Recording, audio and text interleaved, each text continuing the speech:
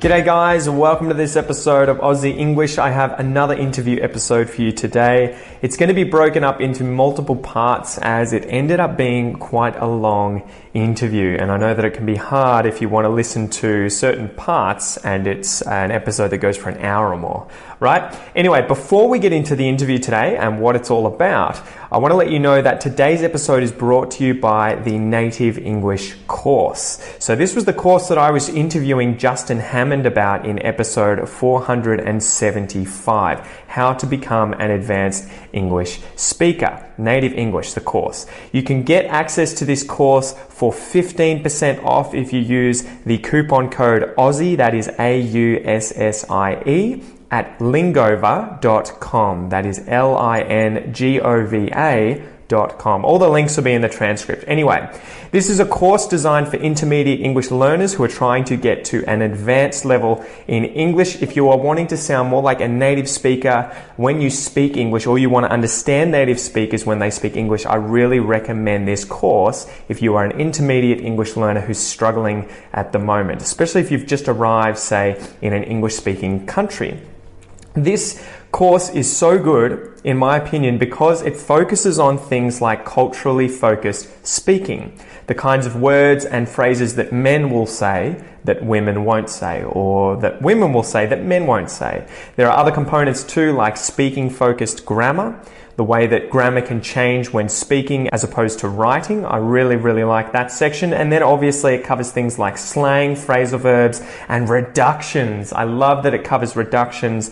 So saying things like I'm gonna or I'm gonna instead of I am going to. So it's a really good course. Remember, you can save 15% if you use the coupon code Aussie, that is AUSSIE. Just head over to lingova.com. Anyway, today's interview is with my dear friend Mai Medina. Mai is a girl from Colombia in South America, and she came to Australia a few years back. I stumbled upon her when I found her on YouTube talking about this process and how she got permanent residency in Australia. And I thought, you know what, I need to cover this subject in an interview. I would love to have you on, Mai. And she said yes. And the interview ended up being incredibly long. And that's why I have to break it up into a few parts. So we had such a good time chatting about how she ended up in Australia, what she was studying, how she got into different universities, the English courses that she had to take and the exams that she had to pass, and then the journey to getting permanent residency in Australia. So if that is your goal, this interview is going to be really helpful for you. So let's get into it. Mai Medina from Mai's Journey on YouTube.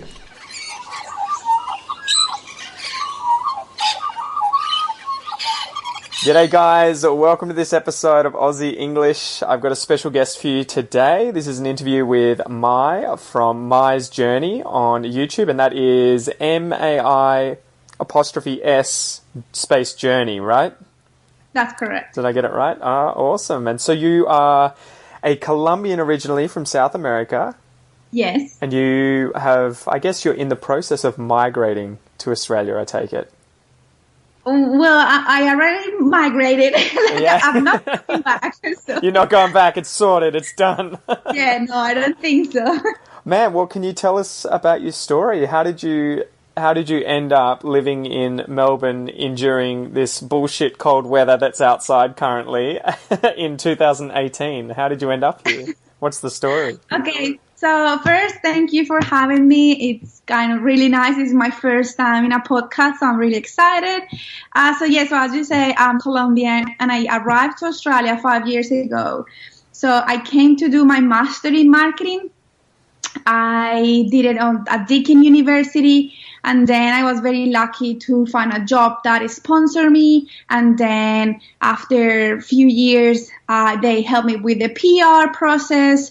And now I'm a permanent resident of Australia, and I just 2 months ago, I applied for my citizenship. Oh, wow. So that's why I said, I'm staying for good. After getting the PR, it's kind of deal, done deal, Yeah. So that's the hard part. We'll get to that. We'll get to that at the end. But so tell me, where in Colombia were you originally from? What was it like? And What made you decide to come to Australia out of all the different English-speaking countries? Yeah. Okay. So I was born in a town called Ibagué, which is not very famous from all the cities in Colombia. That's not a famous one. But I did my uni years in Bogota, which is the capital, and Australia. Well, I don't know. Like, I always was very into koalas and kangaroos and then, and then I also read one book when I was at uni. I read a book called the Voices Down Under or something like that. No, something Down Under, and it was like a book talking about, like, explaining how a journalist went to the outback and spent a week in the outback, and she kind of went through these amazing experiences with the indigenous people there. And I remember reading it, and I thought one day I would be there. I would go there and live in Australia. Although, funny enough, I've been here 5 years and I haven't been in the outback. But so it's on the to-do list, is it? It's on the to-do list. It is definitely, yeah.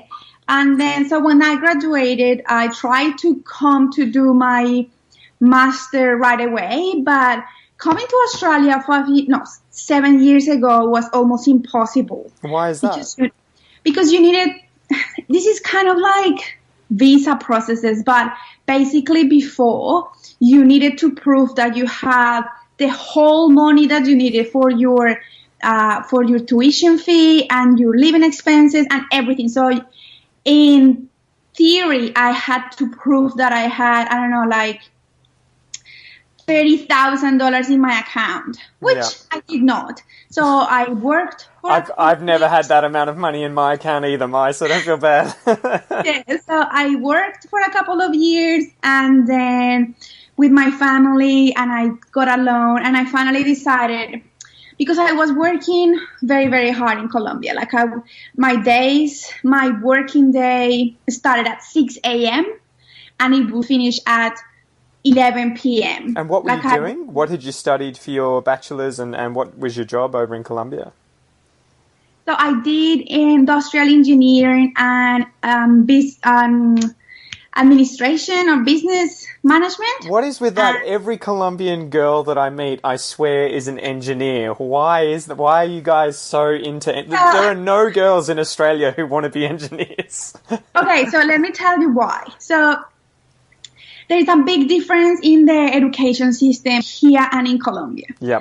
When I graduated, how can I say it?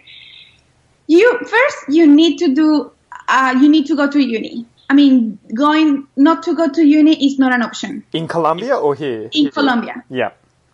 Right? Because if you want to get a job, you need a degree. That's not exactly the case in Australia.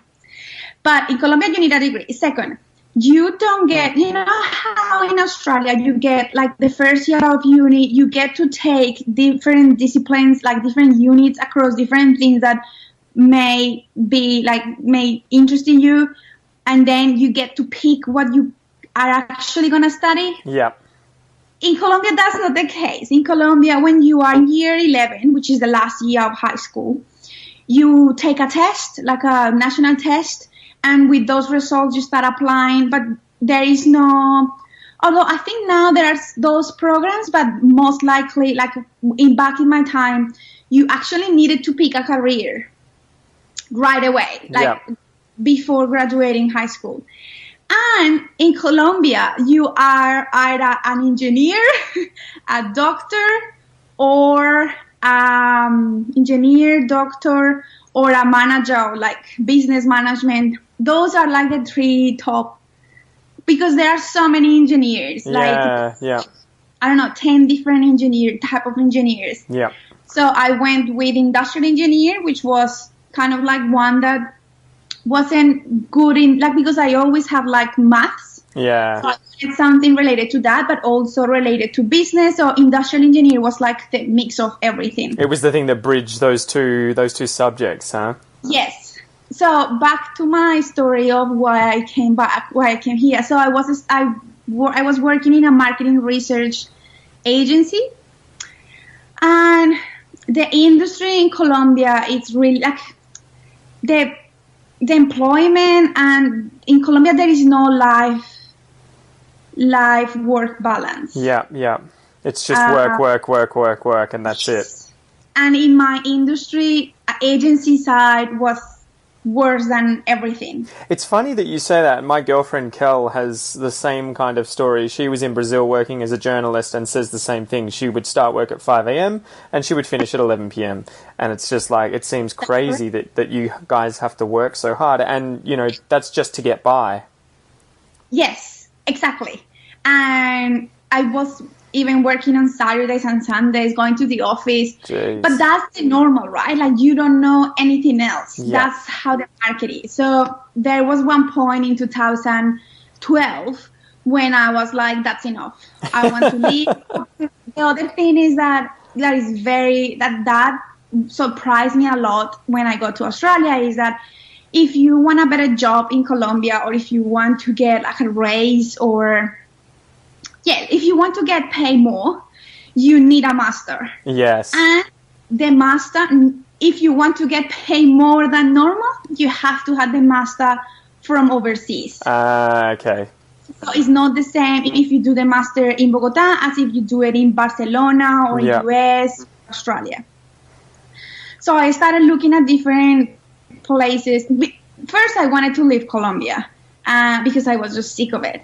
Although I love my country, but I was just like, the traffic and everything, I just needed I needed to rest, and I needed like a different environment. Well, just a change of scenery, right? You just want to see something else. And I even feel that from time to time in Australia. When I was in uni, I was always like, I just want something different in front of me. You know, a different country. It could be any country, but just a change in scenery. Yes. So US was never a consideration. I really don't like that. So country. Is that because of the sort of you not liking the country, or is it a lot harder to get a master's degree happening there and to get permanent residency and citizenship, or it's just that you were just like not into the US? Oh, I'm not into the US in general. I never even consider how hard it would be to stay there. No, I just don't. Yeah. No. So, and what about England? What about England? You were the same sort of thing? So my two considerations were UK and university in Brighton or something like that. Okay. I can remember, and Australia. Yeah. And then I went to one of these fairs or like uni meetings that like many unis come and you can ask for the curriculum. Like an open day or something, is it, where they tell you about everything? Yeah, I went to an open day of universities in Australia, and I met a lovely girl from Deakin University, and she gave me like all the information of the master. The master was only 1 year, and wasn't that expensive. Was this in Bogota? Was this in? Yeah. Not in Bogota. Yeah. Yeah. So a girl came from here, went to Colombia to do that open day. Oh wow. And then I decided to come to Australia then. I was like, yes, this is it. I'm going to Australia now. Because I remember that UK was more expensive. Going to the UK was more expensive than coming here, because in the UK you cannot work or something like that. So you have to have saved up all of that money before you can go there and study. And had Australia, obviously at this time, Australia's visas had become more lax. They'd become relaxed. You didn't need the $30,000 at this point. Oh no, I needed it. Oh wow, okay. Yes, but then because I had already worked for a little bit, and I got some money from my family, and I got a loan from my dad's side, so I got the money. But now you don't need that. Now the laws have changed, so that's why there are so many Colombians in this country now, because it's easier to come now. Yeah. Oh, crazy. So what was the process? You went to this open day, you met this Australian girl representing Deakin, you spoke to her. Obviously you didn't just say, okay, I'm in, and bam, you're in Australia. What was the process from deciding this is what I want to do to actually getting your feet on the ground in Australia and stepping off the plane? You know, what was that initial step like? What did you have to do? It was a very long process. Because, so first I decided Deakin, but then I also wanted like other options. Yeah. So I did a research of all the same, like similar programs, Master of Marketing, but in different universities. So if I had the money, I would have gone with Melbourne University. Yeah. But the price was double the cost of Deakin, right? Wow. Okay. For the same thing. Best university versus an average university. But then I was like, you know what? At the end of the day, is what you do with that information, and I just didn't have the money. So. Yeah. I can't imagine having to pay full fee for reference for people listening right now. For an Australian citizen, I get it's paid for by the government, and then I owe the government a certain amount of money, and I only ever have to pay that back if I make past, I think it's like $58,000 a year, and then they start taking it out by just charging you slightly more tax. But yeah, you guys, foreign students, have to pay complete the full fee, you know, up front, right? Or at least a semester by semester fee, I take it. So, for example, we pay more. If you are international, you pay more for tuition. Yeah, exactly. There's no discount, and it's full fee. You have to pay up front. Yes. So, and what were the prices, if I can ask, just for reference? Yes, so for my master, I ended up paying, the master was 1 year only, because it was only 1 year. I think it was $28,000. Wow. And so for Melbourne Uni, it was twice that for 1 year equivalent. It was like 57. Yeah. It was something crazy. I was like, no. Thank you. Jeez, that's more than $1,000 a week. Wow. It was higher because the master in Melbourne Uni lasts 1 year and a half. Ah, okay, gotcha. So it's one semester more. Yeah. But then, I didn't have the money. Anyway, so I decided to look in, and when I applied, you have to write like an essay, and then to get the visa, you need to, before applying, you need to take the IELTS. Okay. Right, because you need to prove that you are, and back then was band 6. Yep. So you had to show you were competent in English before you could even enroll in the university and go for a visa. That's correct. Because if you didn't have the English, what you can do is you can come, but to do like a 1 semester English first, and then start your master. But that semester will be really, really expensive if you do it with Deakin. And did you still have to do the IELTS at the end of that semester, or that's ignored? No, that's ignored. Okay. They grant you pass right away. As long as you pay up front, yeah. So what I did was, before IELTS, I already knew it broke how up. to What did you speak say English. before the IELTS? Sorry, just go again. Yeah, before the IELTS, I already knew how to speak English.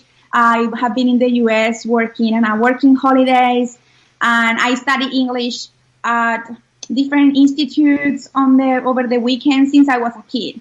Yeah. So that's why my English was quite good at the moment, like back then. Yeah.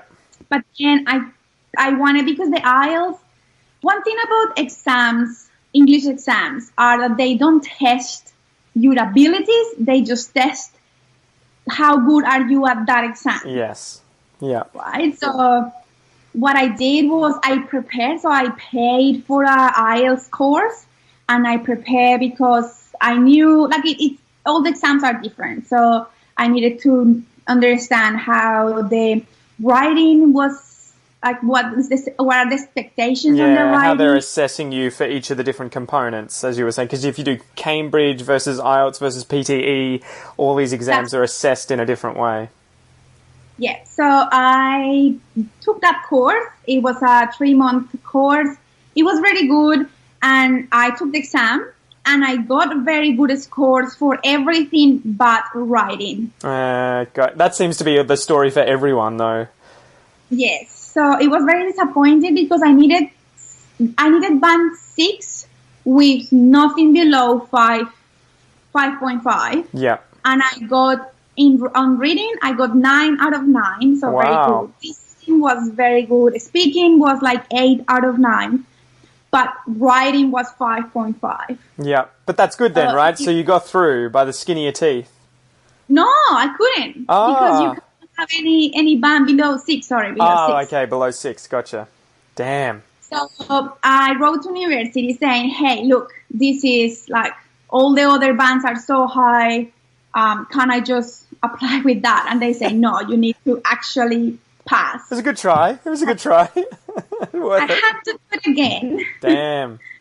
And then the second time, I passed all the bands, but then because I was so nervous, I think I got worse, like not as good scores at the beginning. But you got all of them above 6, obviously, or 6 and above. Yes, awesome. Yes. Okay. And then after that, what else? And then you apply to university. So you have your English, you have the essay. There is an essay that you have to write saying why you want to study there. So is that important? If you say you do absolutely crush the IELTS, you have all the money that you need, how important is that letter, that essay for the university? Is it still required that could, they can decide no or yes, or you? I don't think so, because money is money after all. Yeah. I don't think so. It's just it's not a competitive entrance. It's not like in Barcelona, there is a marketing university that is very competitive. Like you have to actually show that you are worth of the university. I don't think Deakin is like that. They have more than enough spaces so that they couldn't. So you still just have to have gone through the process of writing that letter to show that you're serious, and then go through the process. So what happened? You had the money saved up from a few years of working your ass off. You had contacted this uni through this girl who came over at one of these open days. You had gotten above 6 on everything in the IELTS in order to be able to... Is that just Deakin University, or is that all Australian unis? I think it's all Australian unis. Yeah. Yeah, I think so. So for anyone who's thinking about doing a master's or some kind of uni degree in Australia, it's more than likely you're going to have done the IELTS before trying to enroll or get a visa. So what did you do then for getting a visa in order to come over here? You had those things sorted out. I take it, do you need to get the visa before you enroll, or do you need to enroll before you get the visa? You need to enroll. So you send your papers, and when you get your confirmation, like your letter offer of the position or the space in uni, then with that letter, you apply for the visa. So you don't have to pay anything yet. You just get an acceptance letter saying that if you do come to Australia, you're in. Yes, I think no. I think you have to pay like a portion. Yeah. You have to pay 50 or something to get you get the letter, but then you have to pay something to actually say to apply for the visa. Yeah. You have to have accepted the position. Okay. I mean, accepted the... So these two things kind of have to be done simultaneously? Yes. Okay, all right. Then for the visa, you also have to write an essay saying why you are going to come back to your country. Oh, really? Is that so that Australia feels comfortable that you're not going to try and overstay, or...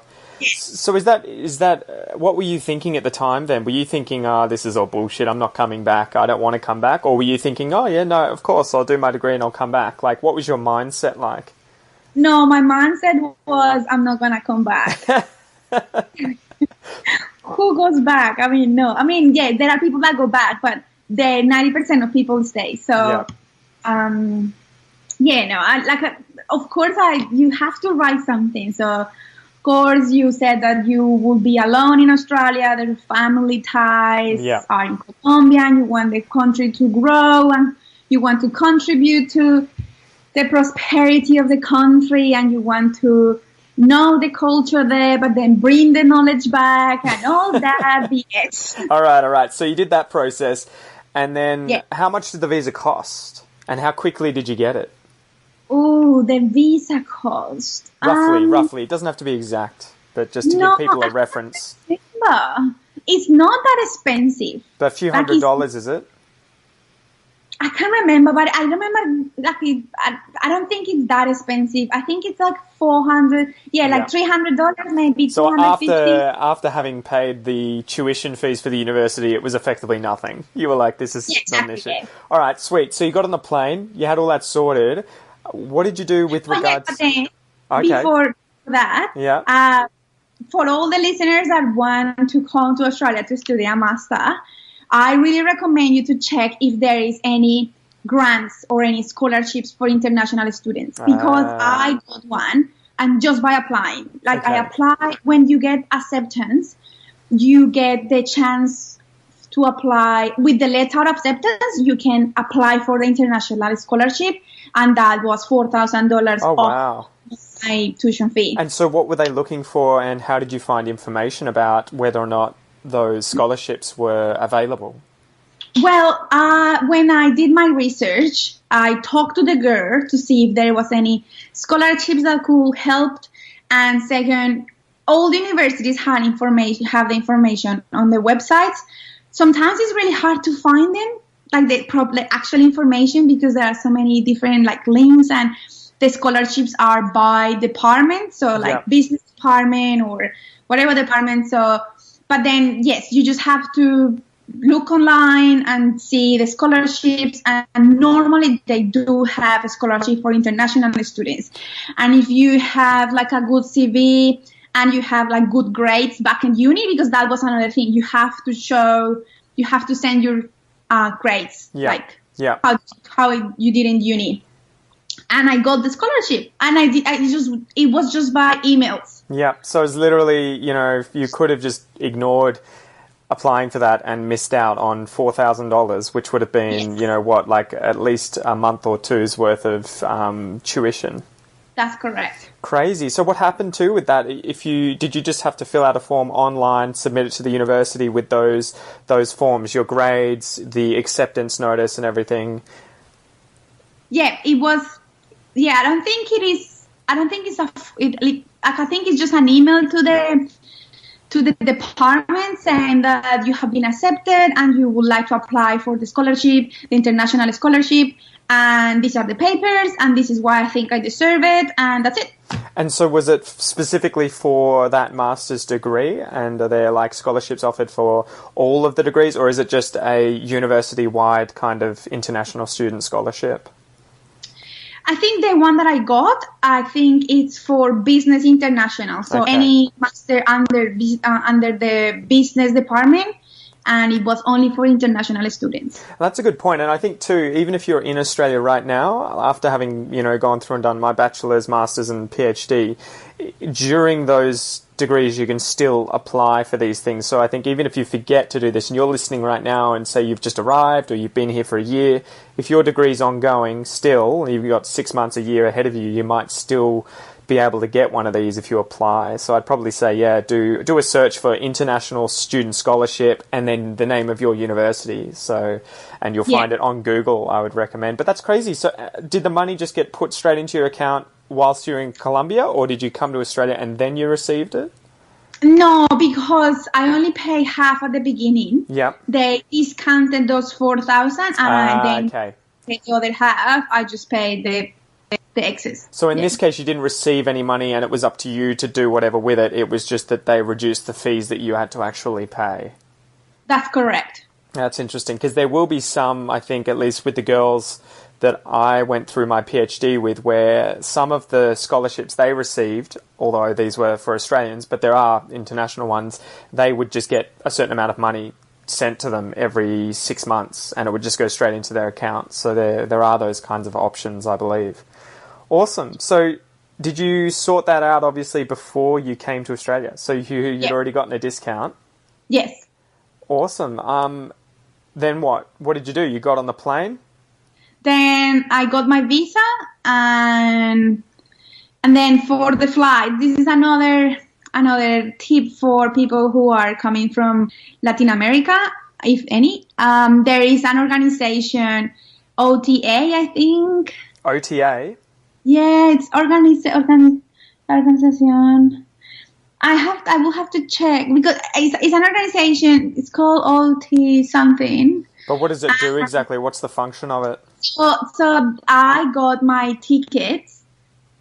Like I got my tickets half of the price. Really? Because it's for students. And if the students that are doing masters overseas, and you get a discount on tickets. The only thing is that they buy the tickets. So you don't have a say on what's the route or what's the date. Like you just give them like a range of dates and the papers again, like why do I deserve this discount? And then they go back to you saying, okay, this is the ticket, and you just pay half of it. So my tickets were $2,000 and I only have to pay $1,000. Oh, wow. So another way of saving. So you've already saved $5,000 and you haven't even arrived in Australia yet. Yeah. And that's another good point too, would be to contact some of those English schools. What are they? I mean, if you're studying English, maybe not if you're doing a master's degree, but like go study English or go study in Australia in Melbourne. I know they were saying, I was interviewing Lorena from Go Study recently, and she was saying if you contact them, quite often they have discounts they can get you through different airlines too. If you're coming from South America or Europe, they can often get you 10 or 20% off if you go through a certain airline that they organise. Okay, so you got the ticket, you got on the plane, you arrived in Australia. Had you organised anything else before arriving here, like where you were going to stay, or? Yeah, so the only thing was where to stay the first week because my university Deakin is in Bearwood. Yes. Which is very far, like it's a suburb far away from the city. It's about an hour away, right, by public transport from Melbourne, from the CBD. So it's not easy to find accommodation online, so what I did is one of my friends, my high school friends, was living in Melbourne. Yep. And she contacted me with a guy that had like a balcony with a bed. Outside? Yes. Jeez. Any port in a storm? Well, it was January, it was February. So okay. And it's not it was a balcony, but it was like a big balcony. Mm-hmm. And I slept there for 1 week and 1 week and a half. And did you pay rent for that, or was that just so I had to pay per week, and I remember that it was quite expensive. I was going to say, what do balconies go for these days with regards to rent? I don't think I've seen a balcony available for $100 a week. Grateful that he agreed to do it, but like I didn't have the walls, I wasn't.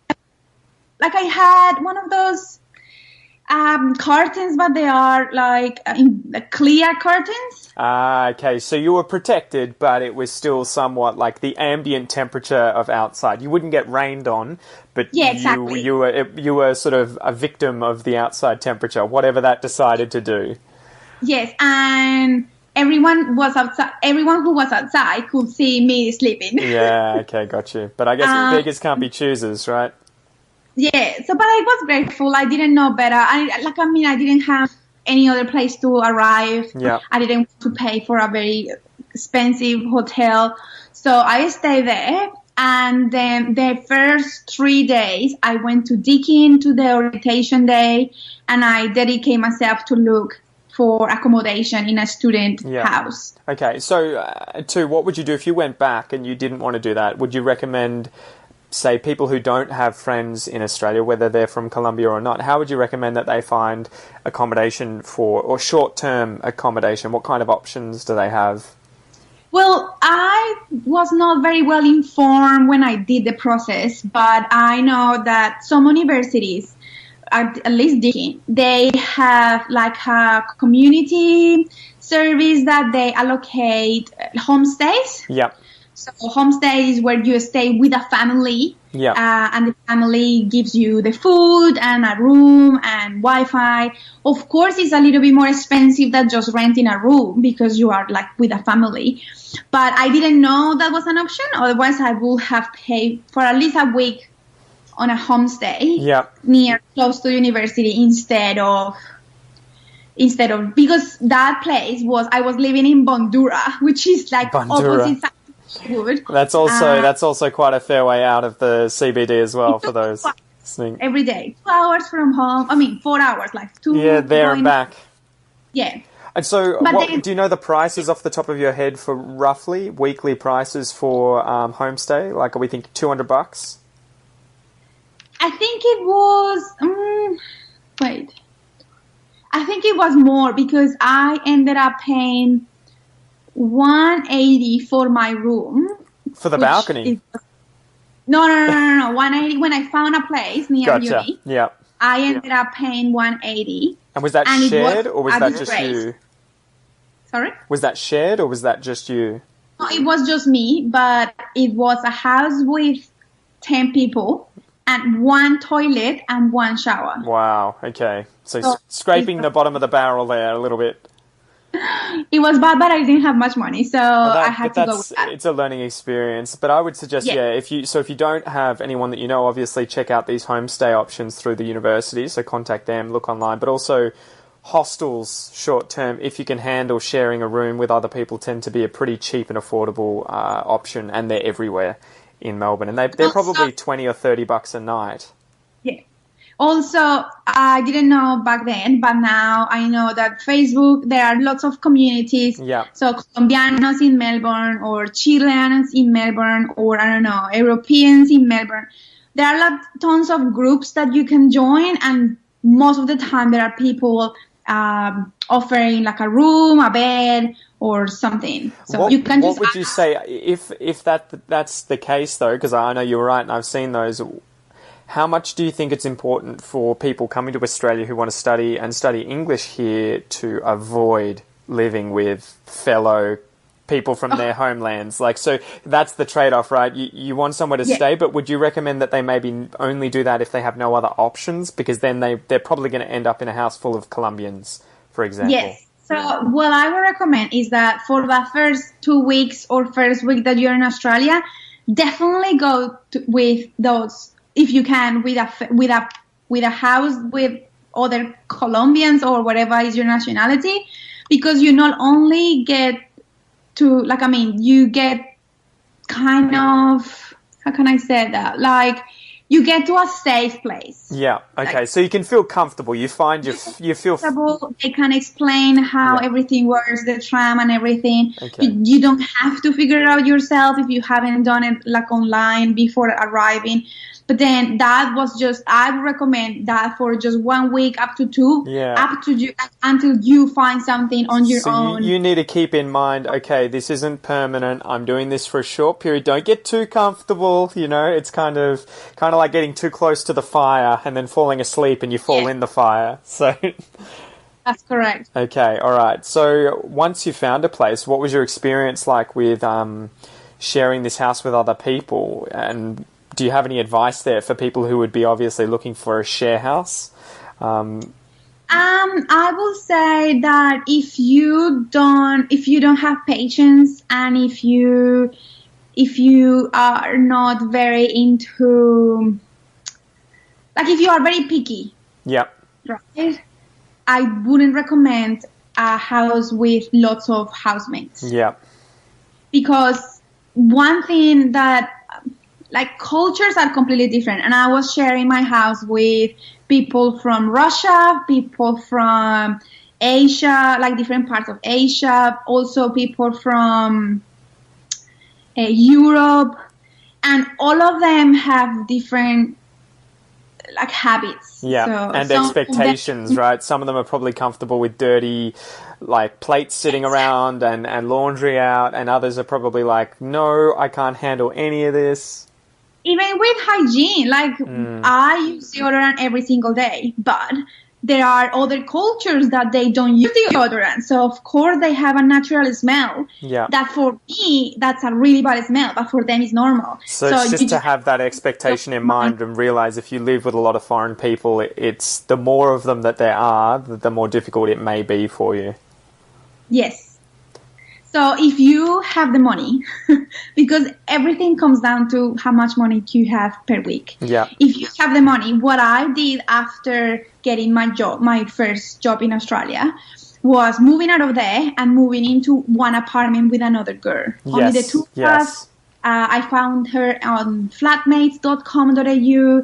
She is from the Maldives, and we just it was just the two of us. So it was way better. Like we had a space on the kitchen. The hygiene for both was the same.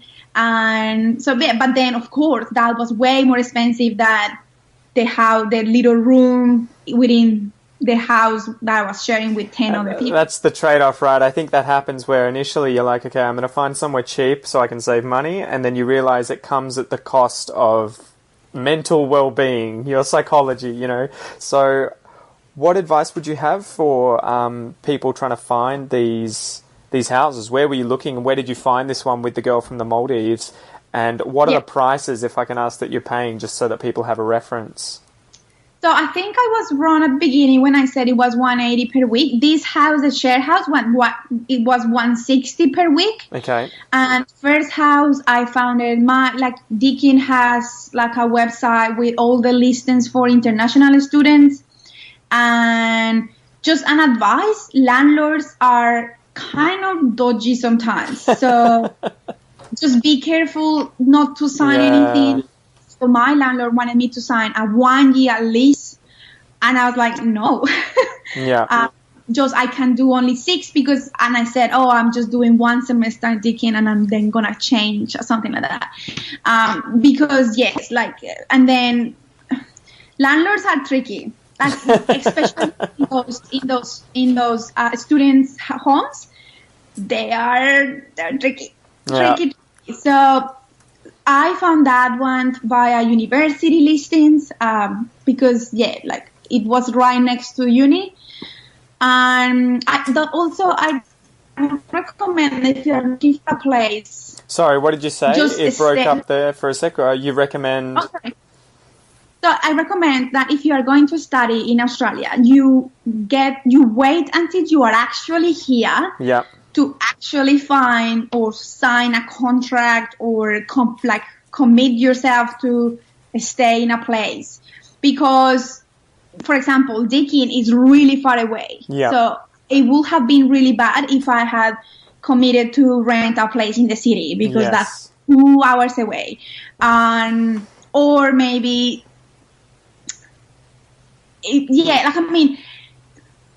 apartments and houses and rooms can look really nice on the pictures, on the photos, but the reality could be completely different. So I think that's a good point to make too. Make sure that you go in person and inspect a lot of these places. Don't sign up online before you've seen them, because they can tend to be different, and photos can be doctored. They can be made to be a lot nicer than reality. That's correct. And then if you really want just to go with a normal flatmate situation, like you want to rent a room in an apartment that is not like with other students, I really recommend flatmates.com.au. Yeah. You do have to pay like a subscription fee, get into and see the listings, but that is why it's so good, because there are no rubbish. There are not dodgy adverts in there. Yeah. Whereas if you go with Gumtree, expect the worst, because you never know what is in Gumtree. I wouldn't recommend Gumtree unless it's like your last resort. But I would go with Facebook or flatmates.com.au. Oh, brilliant. All right. And so you had that sorted out. Yeah. What was studying at university like in Australia? Did it meet expectations? Was it difficult? Was it easy? Was it, a nightmare? What was it like? It was mixed emotions, because I had so much expectations. Then my expectations were really high. And what were you thinking? What were your expectations to get after you got off the plane? What were you thinking it was going to be like? Well, I thought it would be multicultural. I knew that, but I didn't know the extent. And I was expecting to study with local people, more Australians, which was not the case, because I was doing a full-time master. That means that my classes were during the day, and unfortunately during the day Australians don't go to class. They go to the class at night. So my team, my cohort. So the people who I was studying with were from everywhere but Australia. Which makes it, I found two of my best friends, I found them there, like I met them there, but it was hard because, I don't know, we Latin people, we are very open. We tend to be really nice and open to everyone, but I found that some cultures are more closed. So the Asians, for example, the people from China or from Japan, they were always like close together, like they didn't talk to you, they didn't say hello. And I think it's very difficult too, because at least in places like Melbourne University, I experienced similar sort of thing, especially with the Chinese. And it's difficult because there are so many Chinese students that it's obviously, it's the path of least resistance. They go there, they see a lot of Chinese people, and they become good friends with them. But then it makes this kind of barrier there because they're always with their Chinese friends. They're always speaking Chinese, that there's no real way for you to kind of enter that conversation and ever meet a lot of these people, because it'd be like me going to class and seeing a heap of Colombians speaking Spanish and not having any Spanish, and I'd be like, well, I'll never get to know these people. So I guess that says on both sides, try and push a little bit and get to know these people, even if they're speaking other languages. But also, if you find yourself in a situation where you make a beeline straight for other people from your country, keep that in mind. And don't think that people are ignoring you or don't want to be friends with you because of that, but they may just feel like they can't if you're always with Chinese people or always with Colombians speaking your native language. Yeah. And also, the English was very broken for them. Yeah. So one of the things that I noticed is that although, yes, Australian English at the beginning was horrible for me, like so fast. What are you saying? Oh my God, how am I going to pass this class? I couldn't understand my teachers because they were just speaking, but you get used to it, right? Yeah. But then my English was way better than my team members' English. Like they never speak up at the class. They never contribute to the classes. So it was a little bit, I don't know, and then no Australians whatsoever. Yeah. So it was a little bit, it was disappointing. I took 8 units, so 4 and 4 in 2 semesters. And out of the 8 units, I will say 3 were really good with really high quality teachers, professors. The other ones, I felt like I was back at uni, like a uni, just read the textbook and A, B, C, D, E type of it. Yeah, some units I was like, this is not helping me a lot. I mean, I'm not gonna use this ever. So I think the curriculum is a little bit tricky. I mean, it depends on what you like, but I wish I had knew that because I would pick other electives. I guess it's difficult though, because you don't know before you get there and you start doing it, right? You don't really have many options. I guess so, but yeah, I mean, I don't know. Like I had good teachers, but I had bad ones too, and I was very disappointed because I was like, I'm paying a fortune for this. Yeah. The level that I was expecting. I guess you just have to make the most of what you get, though, right? Yes, but then some of them were like there was one class that the last assignment, the final assignment that was like, I don't know, 70% of their final grade was just copy paste the internet. Like it was like pick a country and develop all these different subjects for that country. So I picked Colombia and it was just copy paste from the internet. And I was like, this is, I didn't pay to do this. So yeah, you just have to be prepared. And also depends on what was your uni, like what was your experience at uni, because I had very good expectations, very high expectations, because at my uni, I studied in a very good uni in Colombia.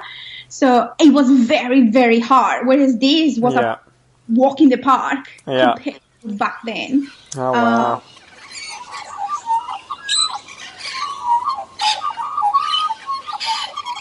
So that's the interview for today, guys. I hope you enjoy it. Just remember that is part 1 of 2. So if you would like to listen to the second part of this interview, stay tuned for part 2. If you would like to check out Mai's Instagram, you can find her at Mai Medina. That is MaiMedina. And you can also find her at Mai's Journey on YouTube. And that is MAI' space Journey, Journey. Okay, the links will all be in the transcript. Big thanks for Mai for coming on the interview. And don't forget, guys, if you would like to get access to the Native English course, use the coupon code AUSSIE to save 15%. That means you'll get it for less than $60 at lingova.com, LINGOVA. And there's some stuff that's coming out in the future. I've been chatting to Justin about this course. He's wanting to add more components to it about slang and expressions and grammar used in other countries so that people can get used to different accents. And he has asked for me to do the Australian section in this course. So hopefully in the near future, you'll hear from me and see me in some videos in that course. Anyway, thanks for joining me today, guys. I hope you had an amazing time, and I will see you soon. Catch ya.